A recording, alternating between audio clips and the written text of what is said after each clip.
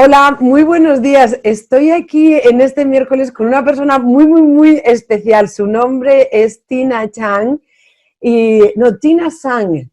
Tina Zhang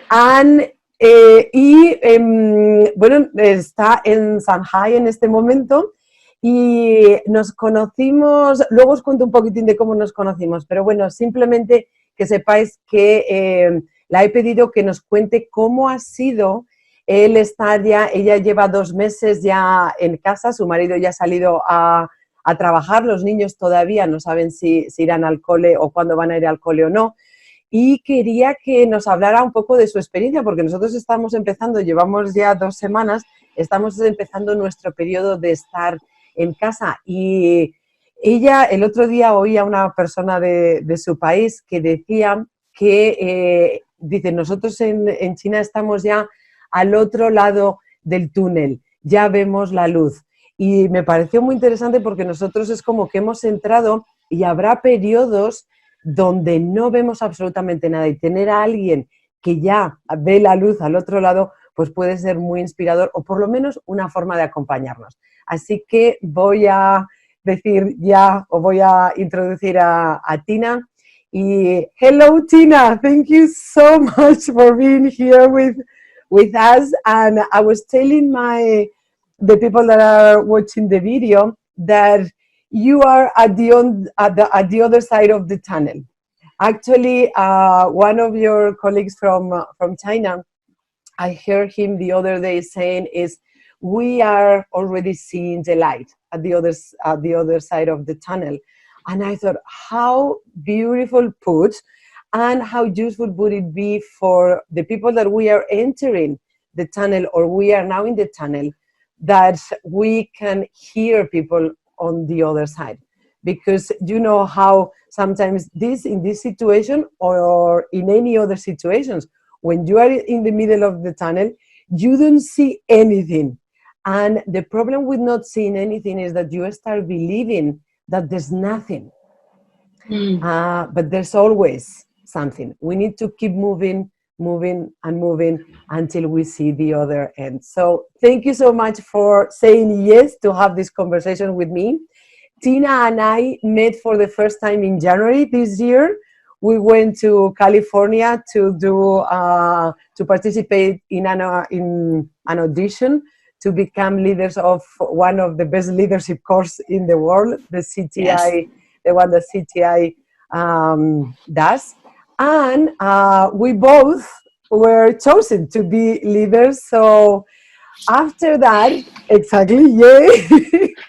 After that, what happened is that we went to something called dance camp for to be trained as the leaders of the program. And for that dance camp, Tina could not join us, which it was really sad. I was in the tunnel at that time. Exactly, just starting in the tunnel.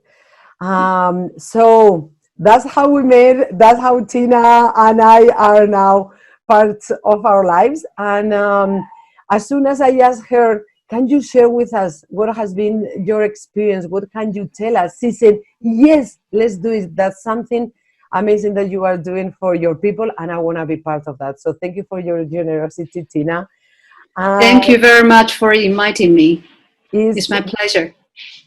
My pleasure over here also. So first thoughts, what it is to be, well, first of all, tell us where you are and what has been the period, a little bit of the logistics, when it all started, how long it has been, and where you guys are now in Shanghai. Okay, great. Well, a little bit of an overview. So in China, the first lockdown is in Wuhan, the city of Wuhan, which is like many of you know now. That was January 23rd. Mm-hmm. And the next day is it goes to other cities. Other cities activated like the level 1 public health emergency. That means that like people get quarantined and no public gathering, things like that. Mm-hmm. So like today is March 25th. So it's exactly 2 months and I've been staying inside most of the time this 2 months with my kids. Their schools are closed since then. Well, actually, for Chinese people, we were in the middle of the Chinese New Year break when all this happened. Exactly. So it feels like a very long Chinese New Year break, and but most of the people who work in office or factory have returned to their work by this time now. It's just in order to be cautious, most of the schools are not open yet. So the kids are at home. For myself is a trainer and facilitator. So all my work has been postponed because we try to not to get together. Well, we are working on online learnings right now. So people are getting innovative. In China now, every day we have like dozens of new cases. And almost all of them are people returning to China. So there's really almost no new cases in the community, in the local community that's happening. So yeah, I like the metaphor you used. We are at the other end of the tunnel. We are still being very cautious of possible outbreak, because if we don't control the returning cases very well, but we are feeling confident, and yes, and it's the pleasure of the Chinese people if we can be of support to our global friends.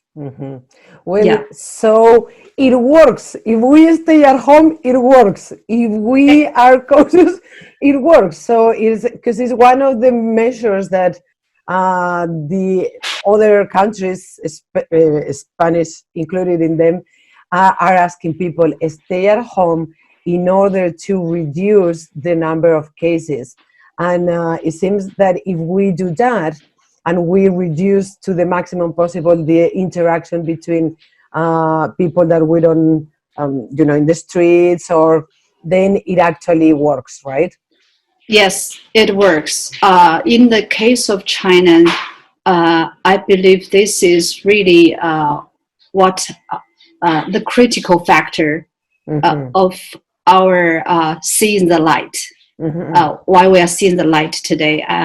Like the Chinese government were very committed in making sure that people are really in quarantine, and the people really were demonstrated good followership.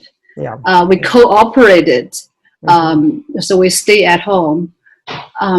Well, it really works. I really encourage. For me, personally, when I watch the news, like in countries where there's lockdown, but people are not getting used to it, and they still go to the beaches or try to get together.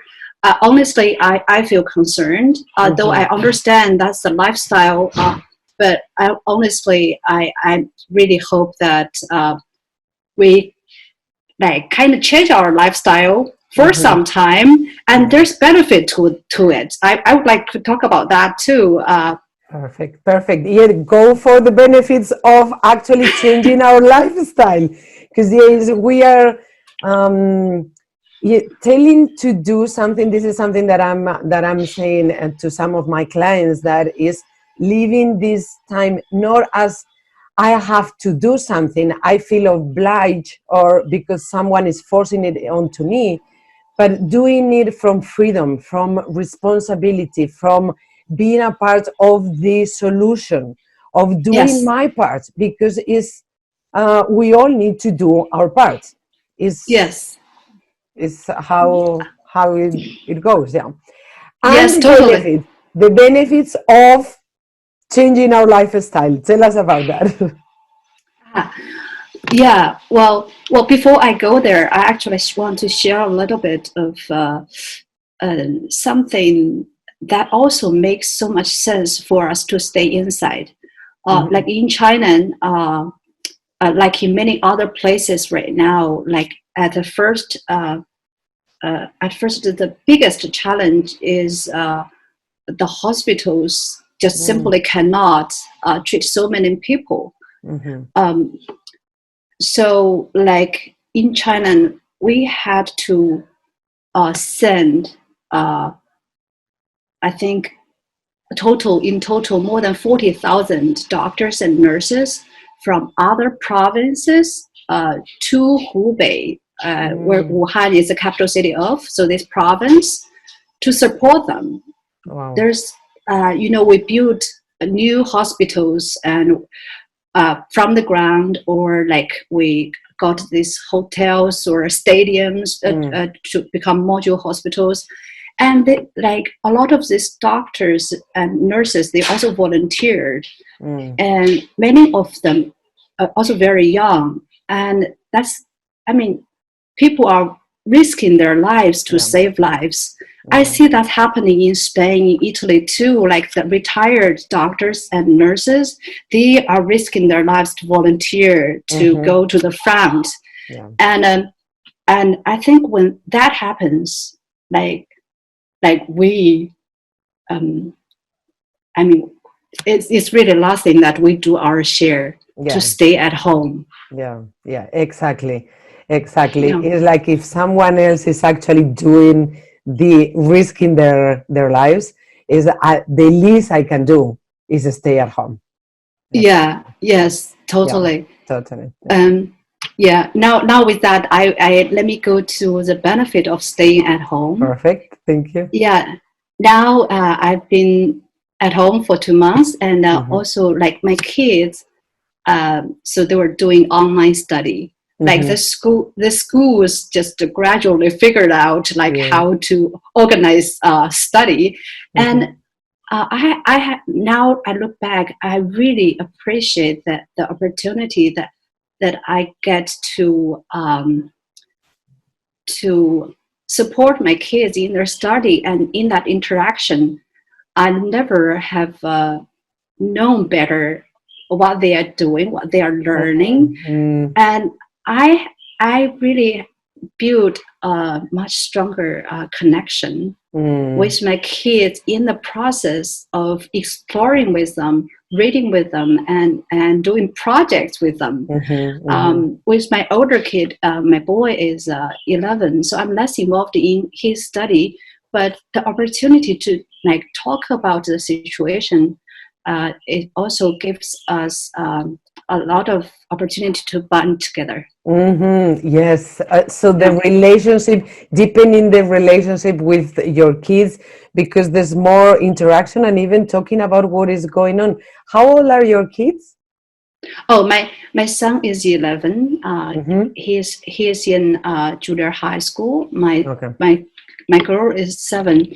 Okay. She's in grade 1. Okay, 9 and 7. So deepening the connection and having, even talking about other things that usually you would not talk about. That's really beautiful, and it's actually one of the things that can serve this being more time at home. What else? Is there any other thing, any other benefit? Yeah, well, I've been observing how other people spend this time, and I can see that people are different. Some of the examples that really inspired me. One of the examples is that I sent you a picture earlier, Monica. Is about this guy like lying in the bed of a module hospital in Wuhan, like reading a book.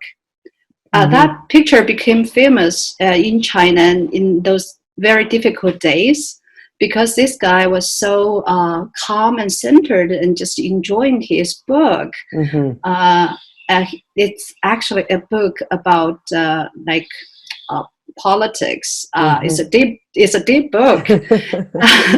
So it's like he's doing it like taking this. He was a professor in the States, and also doing his doctor's degree in the States. He returned to visit his family and got this, and so he settled and enjoyed this opportunity that is given to him.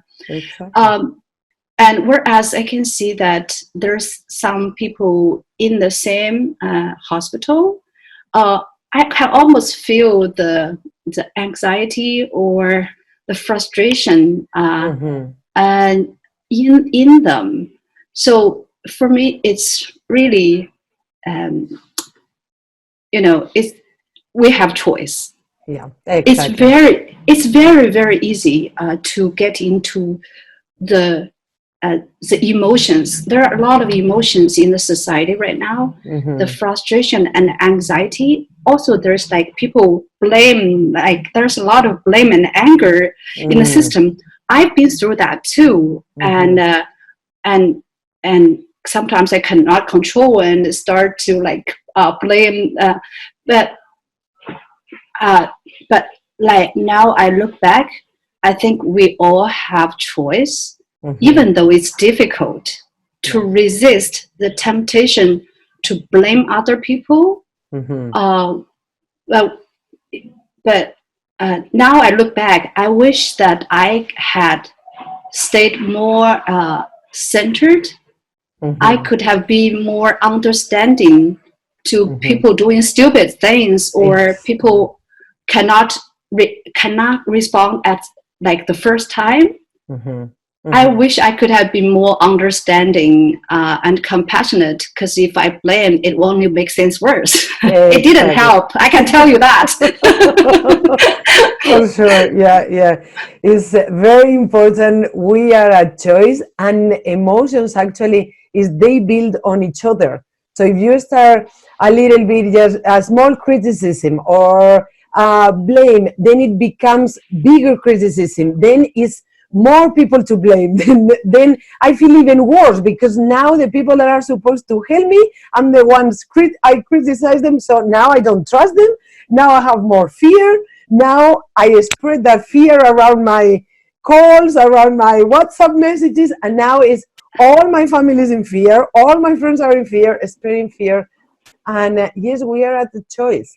And what we can choose is which emotion is going to be more useful now here.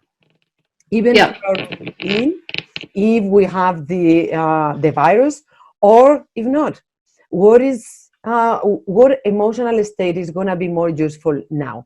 And that actually touches me a lot, because a lot of the work that I do is to do with emotional power and being in charge of your emotions. And one way of being in charge with your emotions is to choose the emotion that you want to generate more. Is it easy? No. Is it more difficult? Is it easy to generate trust when you are listening to fear? No. So let's remove some of the fear from outside first. That's the one that we can, from the WhatsApp, stop reading all those things, and then come back to center. I loved when you said that guy was center. And from here, let's choose what is better for me now and for the people around me. So thank you for that. Yeah. What else? Any other things from the other side of the tunnel?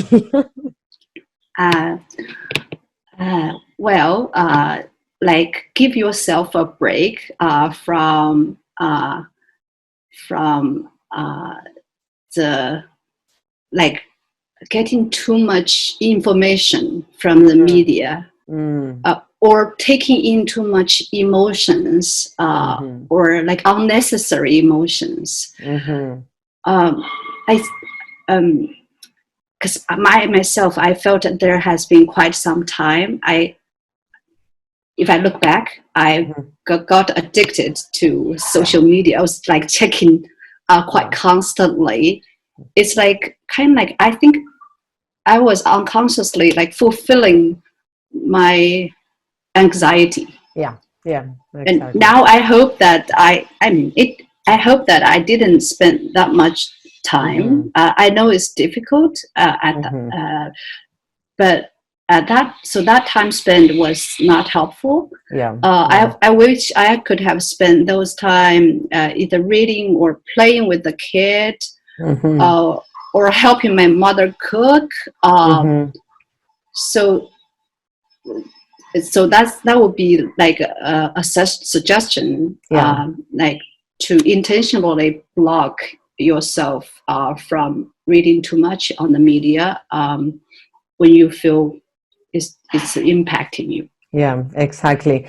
When you feel it's impacting you negatively, it is, and because it impacts your emotions, how you feel. And once you are anxious, that's you want to know more, because the brain thinks the more I know, the safer I will be, and it's the total opposite. It only creates more anxiety because the unknown, because no one knows. Yeah. Yeah, and when you get anxious, your immune system is not as strong. Exactly, right? Exactly. When you are anxious, you become weaker physically also. Great. So thank you so much. They are great points. Staying at home can help us to connect and to deepen the connection with the people that we love most and that we spend less time or sometimes not really quality time. So having this time to deepen and to talk about other things that we don't get to talk, to get centered, to start the training of what if everything around me is really going into chaos, am I going to stay centered? And how can I stay centered? One of the ways you've told us is to stay away, or at least not check constantly. Check it once a day or twice a day, but don't be in the social media with all that emotional information that is there, because it affects you. So stay centered by blocking that and by choosing how you want to feel. So then you can do things to generate that emotion. Thank you so much. Other thing that I really appreciate is to be aligned with what our government is telling us. Yes, totally. That and staying at home, it really helps. You guys are seeing it now that only the cases are from the people coming back to the country. Yeah, totally. Well, no government is perfect, and there are a lot of things that we can complain about them, but in a time like this, in the crisis, the best way is to trust that they are doing their job and we do our job. Exactly. That's so good, Tina. So I've really enjoyed seeing you first, because I haven't seen you since February. We had another call just like that with the rest of us. I feel that we are giving them exactly what I thought is going to be really useful. If there is anything else that you want to share, this will be the time, and otherwise I think we are will be closing the conversation. Wow, there's I think those are good. Thank you very much, and just trust that there's an end of that curve, and there's an end of that tunnel. It's there. Yeah. It is there, even if sometimes a client the other day was telling me, like, this moment was like, I just want to go out. Like, when is this going to go?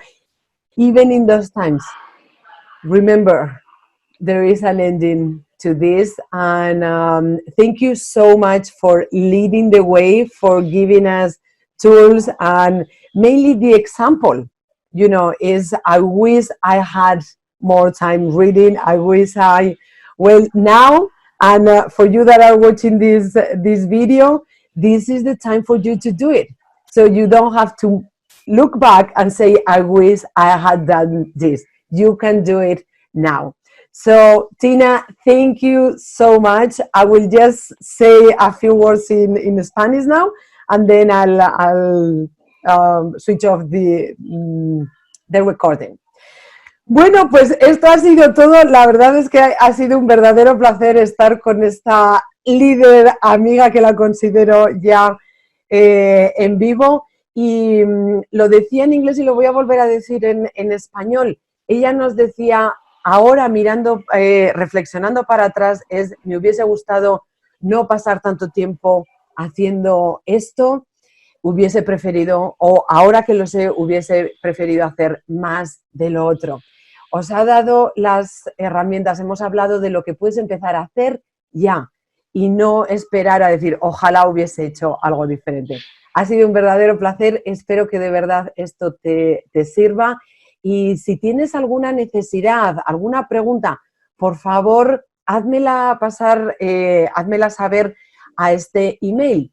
Es atención al cliente @elfactorhumanoburgos.com, porque mientras estemos en el túnel, yo estoy contigo. ¡Mua! Un beso.